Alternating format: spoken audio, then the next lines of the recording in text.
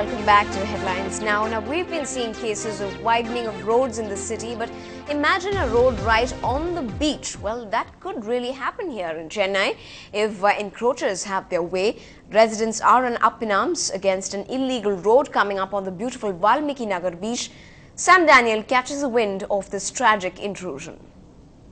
A road in the making on Valmiki Nagar beach, Chennai's quietest seafront, burying the sands in its debris, totally disregarding the coastal regulation zone norms that do not allow any construction within 100 meters of the high tide line.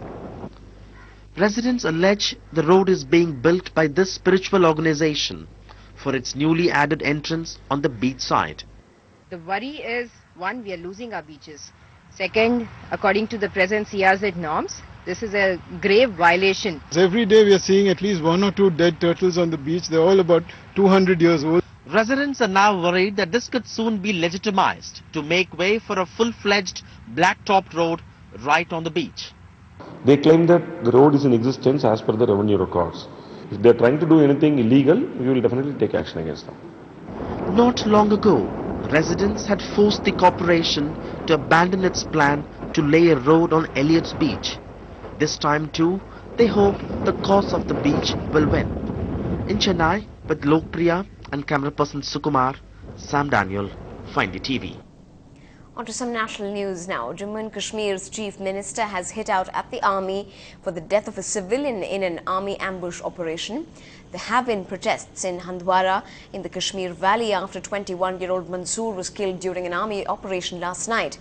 Omar Abdullah has called it another needless death in bloody Kashmir and says it could have been prevented if his suggestions to the army were taken seriously. Police say the army opened fire when they noticed a suspicious movement during the night ambush. Meanwhile, the army has apologized for the incident, saying they were following rules, but that has not really helped calm nerves in Handwara. We, though following the rules of engagement laid down for such incidents, deeply regret the loss of life. More so because the army has declared this year as the year of the Kashmiri Awam. We also, as the army, send our deep and heartfelt condolences to the bereaved family on this incident. Well, moving to news from the northeast, ULFA, still #1 in the Government of India's list of banned organizations, held a press conference today as a sign of the changing situation in the region.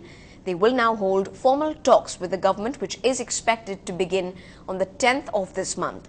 It will be an unconditional one, and the agenda for the talks will be decided by the General Council of the outfit.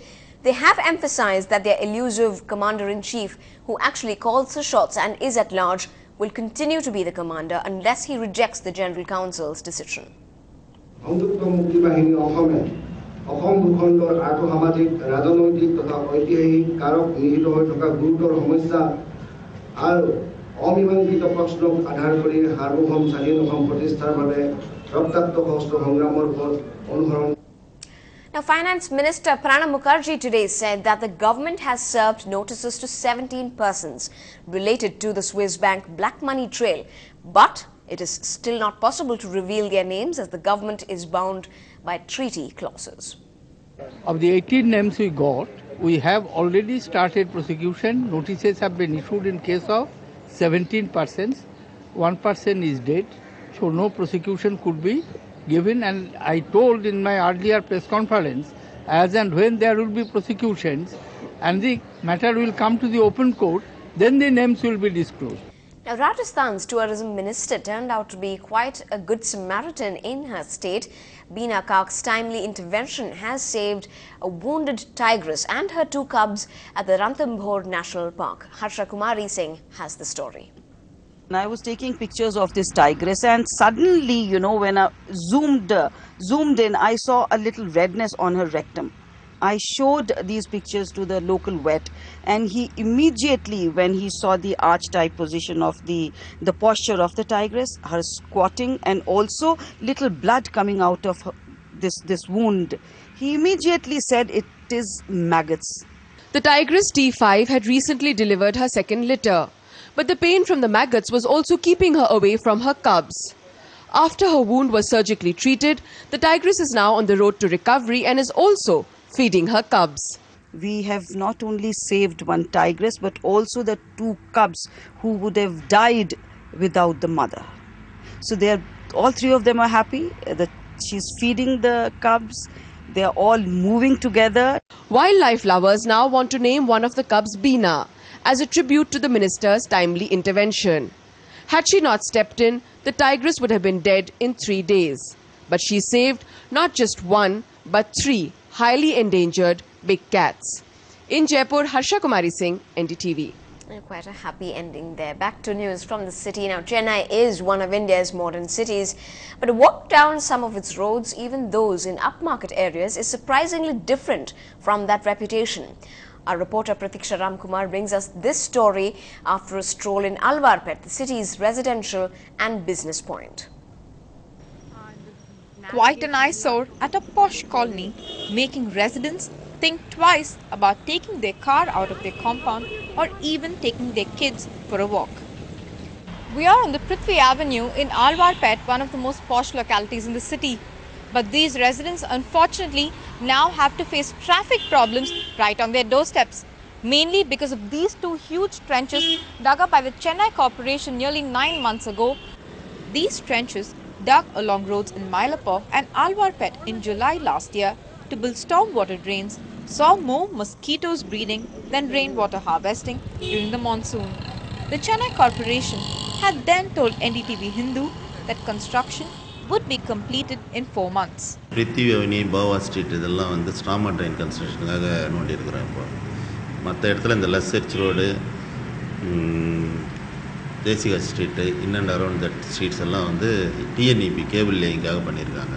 இந்த stormwater drainகாக தோணும் மட்டும் ஒரு 3 monthsல we are proposed to complete that work. 9 months later, the trenches are still there, abandoned, and the edges caving in. The residents are helpless. This corner is of course a complete disaster. Getting out of our house and getting to the end of that road, sometimes we have to allow for something like 10 to 15 minutes. Otherwise you're late for your appointment. It's as simple as that. It's been terrible. It's really been terrible. And recently it's been about the stormwater drain work.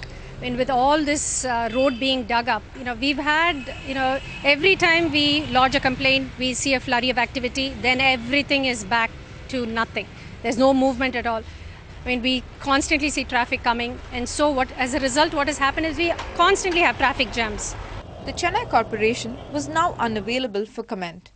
The monsoon season is over, and the authorities seem to have run out of excuses for not completing the work they started. In Chennai, Pratiksha Ramkumar for NDTV-Hindu. Well, up ahead on this bulletin, extra, read all about it. Only this time, it's on an iPad. That's when we come back.